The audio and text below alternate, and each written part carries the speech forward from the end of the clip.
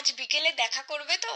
আবার হবে তো দেখা, এ দেখাই শেষ দেখা নয় তো। তার মানে দেখা করবে না? তাহলে বলেছিলে কেন দেখা করবে? আমি তোমার কাছেই ফিরে আসবো, তোমায় আবার ভালোবাসবো।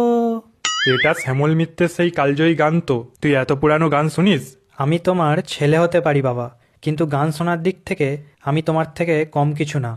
আমি তোমার কাছেই হুম হুম হুম হুম, তোমায় আবার হুম হুম হুম হুম।